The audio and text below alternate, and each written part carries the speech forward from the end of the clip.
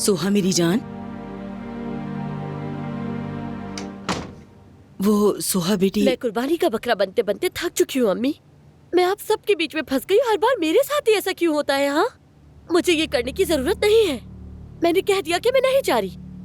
ठीक है, मैं तुम्हारे बाबा को बता देती हूँ कि सोहा नहीं आ रही। फिर वो शिकायतें शुरू कर देंगे और सबकी शाम खराब कर देंगे।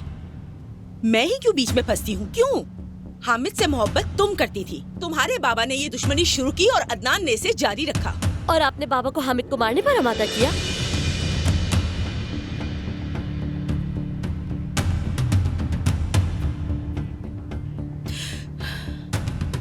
तुम फौरन तैयार हो, हमारे साथ आ रही हो।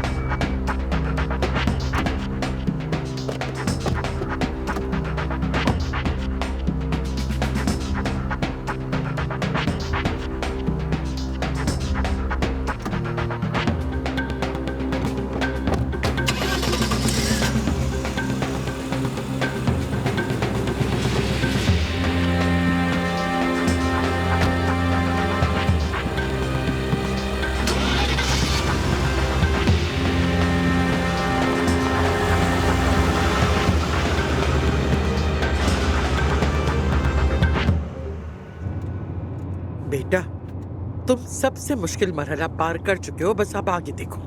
मगर आगे तो सिर्फ और सिर्फ बेयकीनी है दादी जान। ज़मरुद की फिक्र है मुझे। उसका दिल टूट रहा है लेकिन वो कभी जाहिर नहीं होने देती। बेटा, हर औरत माँ बनना चाहती है और अपने शौहर को बाप बनाना चाहती है। आगे चलकर तुम याकूब से बात कर सकते हो। बहुत सी औरतें इलाज के बाद माँ बन जाती हैं। बेटा, याकूब से मिलो, वो तुम लोगों का मसला जरूर हल कर देगा मेरे बच्चे। मुझे नहीं मालूम दादी, मैं बहुत परेशान हूँ और अब ये खाना भी अजाब है।